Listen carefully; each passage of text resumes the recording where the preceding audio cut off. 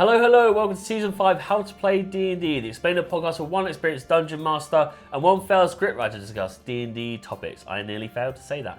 My name is Kinsey and my illustrious guest this week is Sam Pay. Sam lives here now. I do. I've moved in, I live under the bed. It's not my uncle, he's moved over. I'm the weird uncle. If you know podcast lore, if you know how to play lore, then you'll know that it's about this big and it's just Sam and my uncle sleeping under my bed. He's a nice guy, actually. And he's super chill. And if that doesn't make sense to you, you're probably on the right podcast. Okay, this season we are doing things slightly different. Our guests have selected an enemy from a list that I've supplied, and they're going to educate us as to why we should use these creatures. And of course, I will interrogate. Sam, what is this week's creature? Well, if you like Dune, you're going to like this one, because we're talking about worms. The big purple worm. Let's get to it.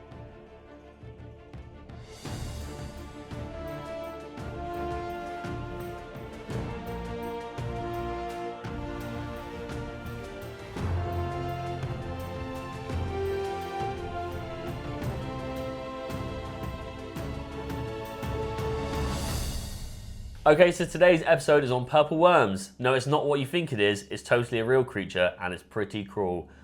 Cool. Grow up.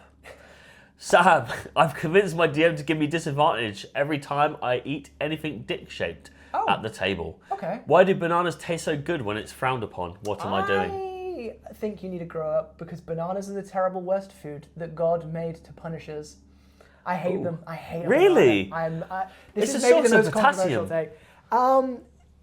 Everyone out there who hates the textures of some foods will know exactly what I say. Yeah, me? Too mushy. Oh, I'm mushy. very texture based. I want a crunch. Fair. don't What if air fry? I mean, this whole episode could be bananas now. Air fried banana, crunchy, on the grill, plantain. Oh, okay. That's crunchy banana. You're winning me over with that, but if you would just put a banana in front of me, I'd be like, get the shit out of here. Yeah, that's fair. I mean, a whole banana crispy would be pretty tough to eat. To be fair. It would. And it'd be way more phallical.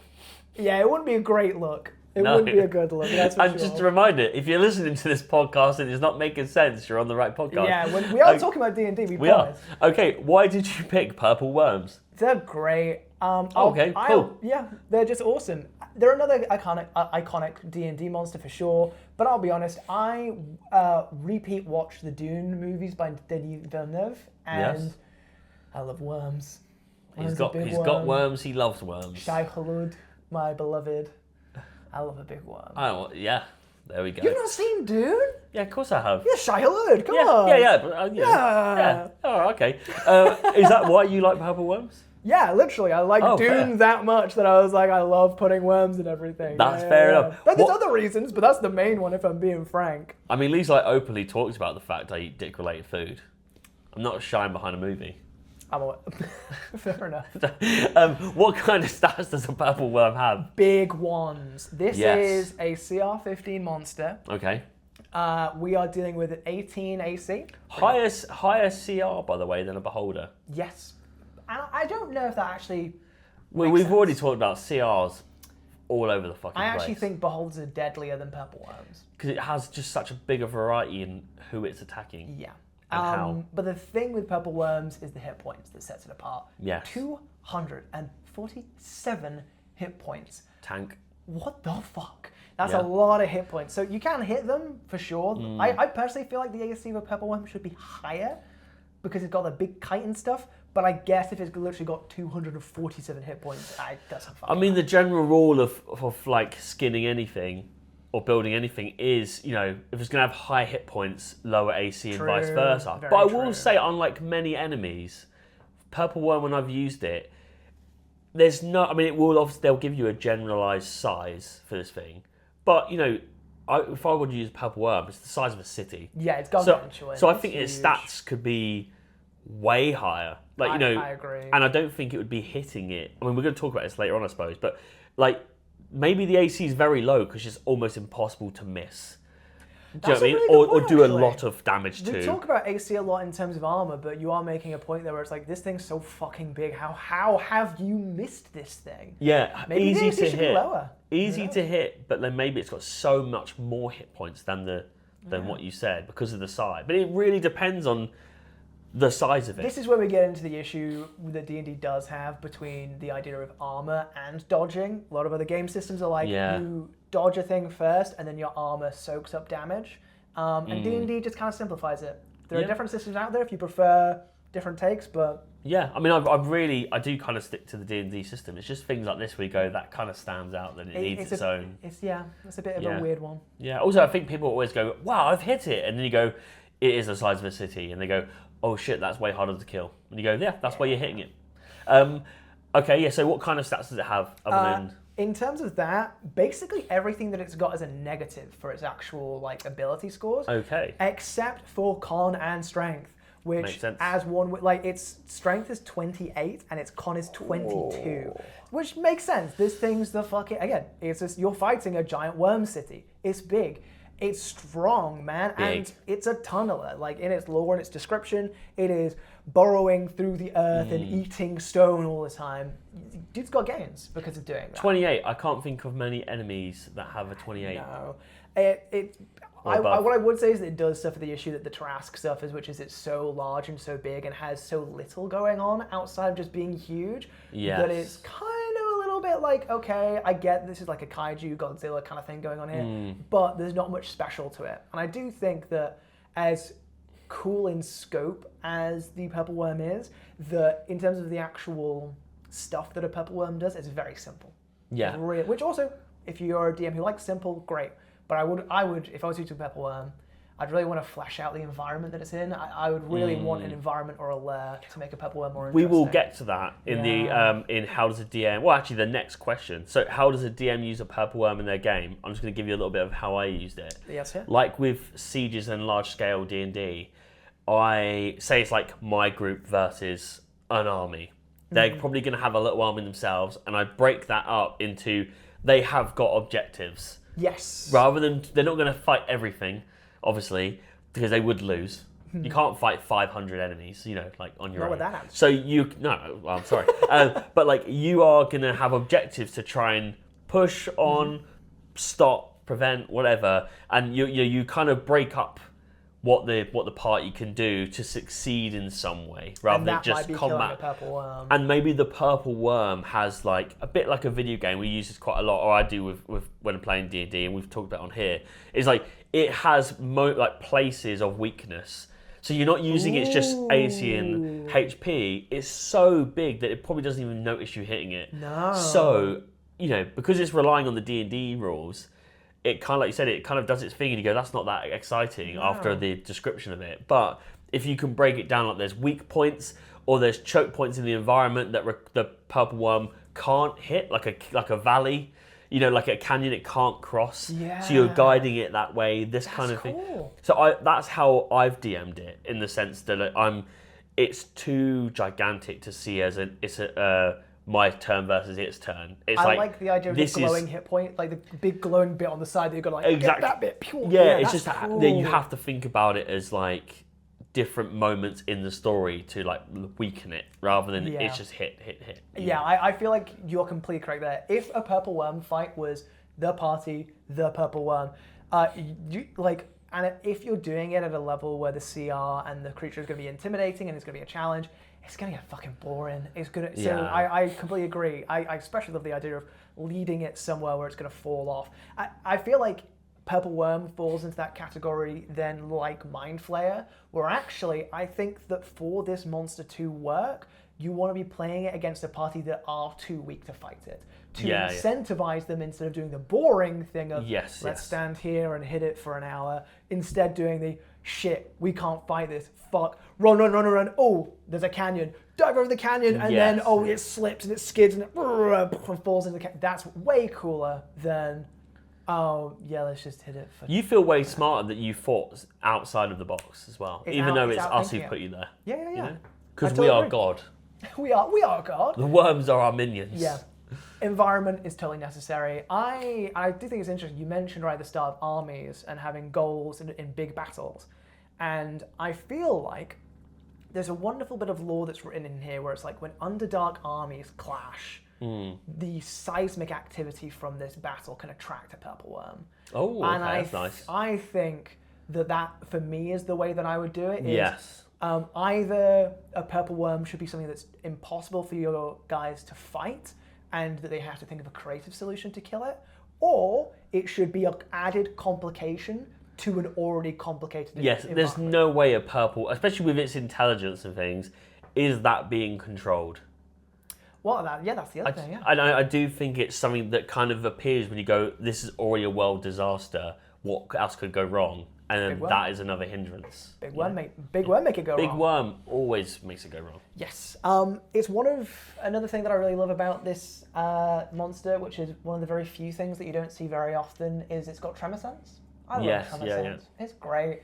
Having to have it, like, maybe this is another thing, lancing into this idea of, oh, we cannot fight this thing, we cannot take it on, we've got to sneak around it. And then having like a slumbering purple worm, where you have to sneak through the sand around it. Again, like, I am just being like, what if we did Dune? But there's a reason why it works, it's because it's cool. And I personally, if a DM sat me down and was like, you must cross the Aurelian Desert, and to do so you must move in a certain pattern using stealth rolls every mile to avoid detecting a great worm. I'm like, yeah, man, that's cool. Let's do it. The one thing criticism I do have is that its tremor sense is 60 feet, which for something that big feels makes no sense. If the thing there's the question then of, can the thing detect its own tail with its own tremor sense? No. Like, I can see my foot. Can it? Is it because of its lack of intelligence that it just eats and moves? It's not the fact that it doesn't have enough thought to be like... Perhaps. If you're not literally in its way, it doesn't notice. I personally would sit here and argue that is the one bit of the stat block that I would ignore or change, is go, okay, we love tremor sense. Maybe 120 foot tremor sense makes a bit more sense than 60, because then again, also, how is it detecting these like combat? It would already have to be like sitting under them. And then if you're having a war on top of a purple worm nest, guys, that's on you. What's going on in Menzo Baranzan that we're doing that, guys? That doesn't make sense. Think of the children. Think of the little drow children. What's wrong with you? Why will no one think of the drow children? Well, we've kind of answered the next question with, can you give an example of when you use or encounter one? But have you used one? Yes. So there's a fantastic setting in Wildmount, which is one of my favourite source books to use, that has the Jorhassian Kryn Dynasty drow, who are like drow who live on the surface, and it's a big desert. And I'll turn to you and be like, yes, I'm a big Dune fan. Yes, I did exactly like the weird, like, oh, here's the sand desert and there's like worms underneath it that you need to worry about and avoid and stealth around. But also the Jorhassian Kryn Dynasty drow tame the purple worms. Okay. And I think the only thing fucking cooler than getting to sneak around it or have it be a complication is getting to ride a worm. Okay, there we go. I am a firm believer that at some point in your campaign, if you've introduced the idea of a purple worm, you should let your players ride it at some point, because that's what it's about. That's what D&D is about. That's what we're here for. We're here to ride giant purple worms. Yeah. So that's where I've used it. The thing that I really like doing in combat is its swallow thing, where if it successfully bites you, it can swallow you whole, and then you've got to deal a certain amount of damage to it to make it puke the guy back up. Yes. That's always a lot of fun if you want to like take a player out of the battlefield. Like, you've got a pesky wizard who keeps... I think that's probably the thing that happens most to wizards in a fight with a purple worm, because a purple worm's going to be shit at its saving throws, because all of them are minuses. That a worm's eventually going to turn around and get sick of that wizard and just...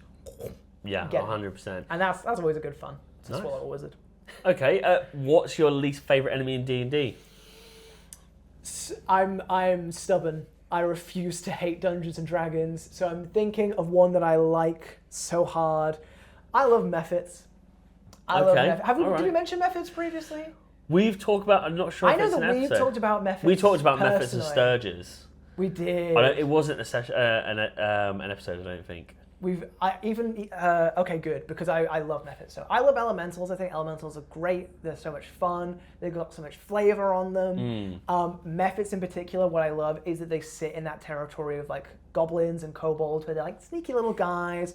They're very good for introductory players, but it's their death burst thing that I really like. When you like, it's because I mentioned when we talked about the kobolds from Wildmount, where they have the bombs in their chest and they explode. Yes, yeah. And Mephits have that already in them. And I think it's great. Using I don't think there's anything cooler than fighting a Mephit, like a magma Mephit. It boom, explodes when you kill it, and you kill it from a distance so you don't take any damage. And you just watch it like a chain reaction of exploding Mephits. It's great. Yes. I think also, it's fantastic. I mean, very off topic with them, but Mephits are kind of like, they make me think of like, old Victorian drawings of like, when a newspaper will do like a picture of what this woman saw the night before when a devil entered the room. Oh. And it's like, and it's this kind of thing. I remember vividly seeing these images as a kid of like, my bedroom. Yeah, and it'd be like old Victorian newspapers or like penny dreadfuls, the kind of like little stories,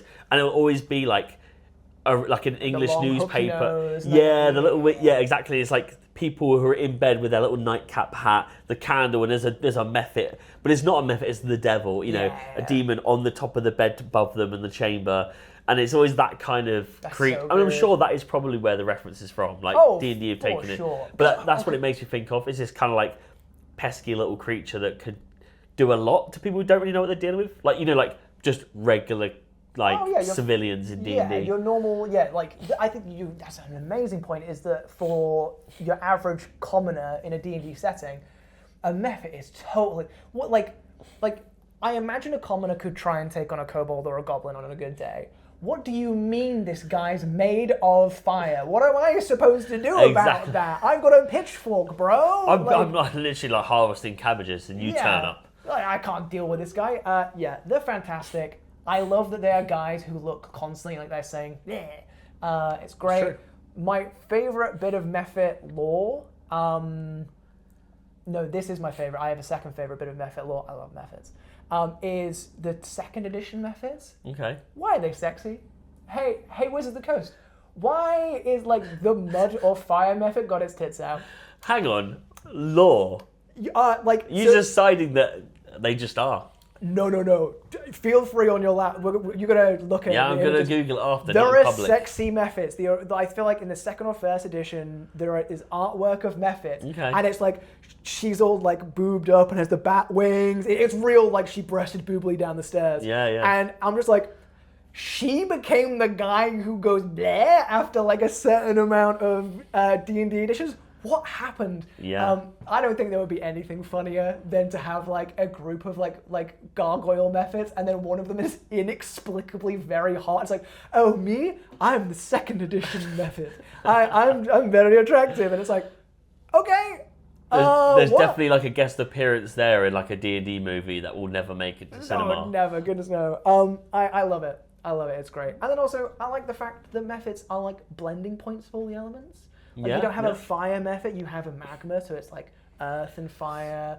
I feel like Mephits are good to sprinkle in an elemental themed campaign to be oh hey, the Fire Lord's realm and the Water Lord's realm collide, and on the border there's a lot of steam Mephits. Good little kind of elemental enemies. Yeah. To use outside of just goblins and things. I think they're great. Yeah. Okay, well, if you've got Mephit to your madness, today's adventure is sadly coming to a close. We're back in next week with the topic, there are more trees on Earth than stars in the Milky Way, so why do I continue to have vaginal warts despite layering the cream? That was too much information. Are there more trees in there? Genuinely, yeah. Fucking hell, man. I know. And as always, thank you for tuning in. If you'd like to join in on D&D action, then please follow us on Instagram at HowToPlayD&D, or check out the link on our bio to join our Discord server. Sam, where can we find you? You can find me at SamPageEM, where I do fun homebrew, I do D&D fan content, I do stuff for Daggerheart as well, and I make video essays where I talk like this non-stop. They had to edit the pauses in after we do this. We added the pauses in. I don't do that. I just talk non-stop at you, so if you want more of that, follow me over at SamPageEM. Incredible. Not Mephit porn, though. Not yet. Well, when the views start coming in. Maybe I'll get an OnlyFans and I'll do Mephit porn. Only methods. Only methods. There's got to be something in that, right? We've got to think of better words for it, but there's something there. I've been Connor Kinsey. I've been Sam Perry. And that was the door that opened when Sam was talking, so it looks like there was a ghost in the background. Good day.